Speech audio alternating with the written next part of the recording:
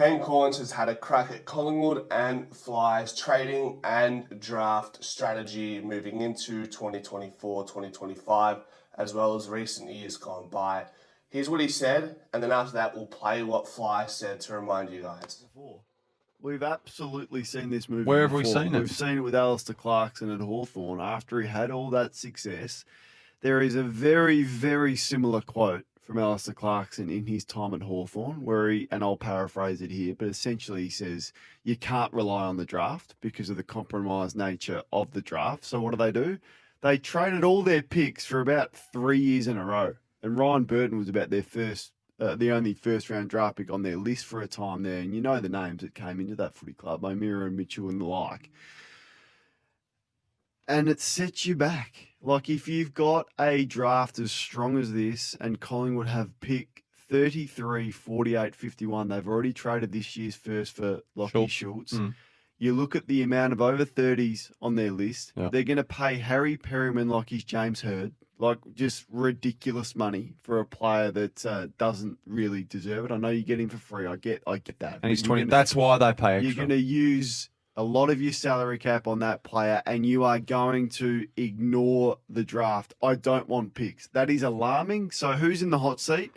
It's those around Craig Mcrae who need to be really strong with him and say, no, hang on. It's not about you and this year. It's about setting our club up for the next 5, 6, 7 as you years. just said, they've got no picks. So what are they? He comes for nothing, Harry Perryman, in a draft capital sense. Yeah, no, I'm not just talking about Harry Perryman. I'm talking about the alarming nature of those comments from Craig Mcrae. Like, Port Adelaide got no picks either, but they're going to find a way to get some picks because they are smart enough to go, you know what? This draft is absolutely stacked. We got to get into it. And if that means trading a good player away, we're going to get into it. So if that's his method ongoing, I fear for the way that the Collingwood Football Club will look in 3 years' time. It'll be very, very similar to the way it ended for Alistair Clarkson at Hawthorne, where they have to completely gut the joint and start all over again because one coach was so influential on the list management group and traded away everything. A coach that wants to bring players in. And now I said that at the end of the season. Now it's hard. It's such a hard market, fishing from the same pond. But I don't want picks. Okay, I say to the list management committee, I don't want picks. I want players. Come on, let's bring players in that make us better, not just any player. Players that are going to make us better. And I want to get better every day, and I want to bring players in to make us better. I don't want to stand still. You can model on other versions, and Geelong have done it extremely well. So you look at that as a platform, and you see other clubs like this year, Sydney brought players in and made them better. And that's not excluding our young players either. We got to make sure our players still get opportunities and improve. But no, I'm certainly would like to bring players in every year if we can. Okay, so starting with Fly, he says he wants players, not picks, clearly referring to players like Perryman, who thankfully we won't have to give up any picks for. It's more so the price that's a bit concerning. I think it's a little bit inflated. If it's closer to $850, it's going to be a lot that Collingwood have to give up salary-wise. Can it be, if it's closer to $700 because we are purely giving him midfield time, then that's more understandable. And with Kane saying he's an average player, I think there's a bit of potential in Perryman that we don't see because he's not played in the midfield. And Kane has eaten his words before, we know that, and he's quite absolute and abrasive when he says things, but that's what sells, and sometimes he's right and looks like a genius and Nostradamus and the likes. Sometimes he gets it wrong. Yeah, he had a crack at Brisbane earlier in the year and took a dig at quite a few players, and look where they are now. So that's the nature of the media business and the sort of stuff he's operating in. So I think be a little bit more optimistic about Harry Perryman, and I'll do a video on him and we can analyse some of his games together. We'll do that soon. So Kane also mentions the Hawks post dynasty method with drafts and trade. And I wanted to unpack it, right? I wanted to look at both sides. Okay, Kane's mentioning Hawthorne after their premierships, how they went about it in the trades and drafts. So we look at, they bring in Tom Mitchell and Jago O'Meara, who took the Hawks to the finals as a top 4 side in 2018. Tom Mitchell was a Brownlow medalist player at Hawthorne. So for mine, that's personally a tick. Jaeger O'Meara was serviceable and was coming off the back of extended injuries. Let's say Tom Mitchell was a positive net return for Hawthorne.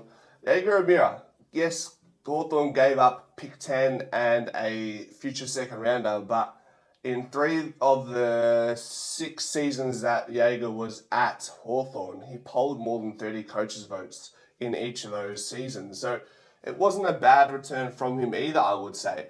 And if you want to go further down the line, Jarman Impey, who came in through the trade period, is one of Hawthorne's most consistent players and was amazing in the final series. And Scrimshaw in 2019 is a win, and he's a frequent feature in the team. Scully was only picked up for a future 4th rounder. And Wingard's first 3 years were really good before he got injured.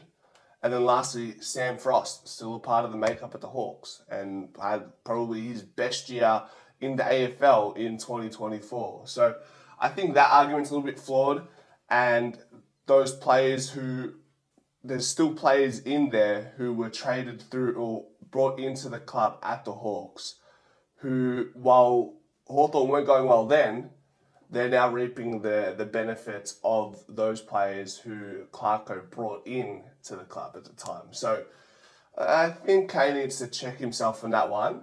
And then we look at Collingwood's method recently, right? We brought in Darcy Cameron when he was 24 years old.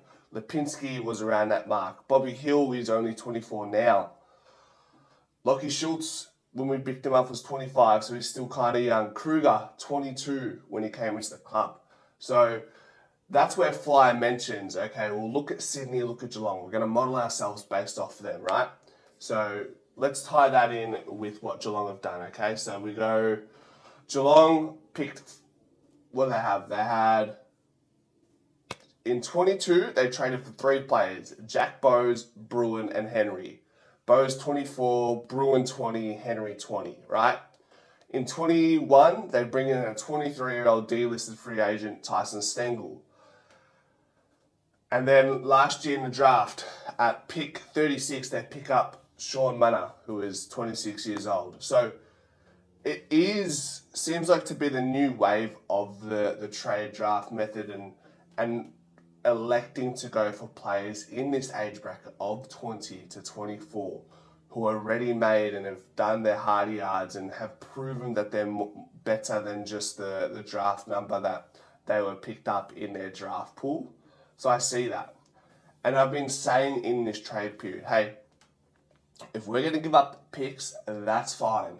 But the caveat is, or the prerequisite is, we need to use those picks on younger players. Ollie Lord, Denver Granger Barras, Pete Ling, so on and so forth, okay? If we can stay in that younger age bracket, that's why even with Bailey Smith, if you can get him for 2 first-round picks, we get that from Noble. Our first rounder ends up being more than Geelong. Our future first rounder, you could argue, will be better than Geelong's if Geelong is supposed to be better than us, right? Those are the players you're willing to fight tooth and nail for to get to the club because of the age bracket they're in, and they're ready-made, proven players. Sydney as well, they brought in Taylor Adams, who unfortunately he got the short end of the stick. Brodie Grundy was a success for Sydney this year. And then James Jordan as well was incredible. We played in the grand final. So 2 players they bring in have a significant impact at the club. So it's not like this method is untried and untested. It's proven. You're going to get it wrong. Sometimes you're going to get it right sometimes. I don't even know if Lockie Schultz is necessarily a failure just yet. At 25, going 26. Still got plenty of legs behind him. Next year will be a big year for him, but I'm very optimistic for him, okay? He had a difficult year, we know that. We've talked to that at length. That's fine. And while also saying this, there have been years where Geelong did go to the draft. It was in, let's see here. They picked 5 players, including pick 11 last year, along with Sean Manor, as I previously referred to. And it's not like Collingwood didn't go to the draft last year. We took Demeter at 25. We took TJ at 37. maybe there's a reason why we're trying something different, right? We had great success in a draft in 2022. We got Ed Allen, Jacob Ryan, Joe Richards, okay? That was the year we also brought in Frampton, Mitchell, Titch, McStay. So there's a good balance there. And then there's years like 2021, you bring in Harvey Harris and Nick Dacos. 2020, Oliver Henry, who's no longer at Collingwood. Finlay Mcrae, McInnes, Poulter, McMahon, and then a nugget in Bo McCreary. So I think Kane Cornes has taken flight too literally. There have been years where we've done this and we've done that. We've gone to the draft. We've used trades. We've done rookie drafts, Jack Inovan, so on and so forth. Mid-season draft, John Noble, Ash Johnson. So if we're going to the draft, the trade window this year, and we're getting Harry Perryman at 700, fine. We'll trust what they see in Harry Perryman. Hasn't played in midfield. If they want to go for Ollie Lord, Denver Granger Barras, and Peatling, fine. Perfect age bracket. But the problem is when you're giving up picks for 26, 27, 28-year-olds like Dan Houston, who's probably the only player who's worth 2 first-rounders in that age bracket, right? Baker's a bit younger, who's got good value, Rioli as well, but I'm talking about those older players. Those are the ones you want to steer clear of just because of their age bracket. So even Jake Stringer, you're probably going to have to give away a second or third rounder just because of his 40-goal season. You maybe want to steer away from that because that's a really win-now mentality, and I think we have a good balance. Let me know what you guys think in the comment section. Go Pies.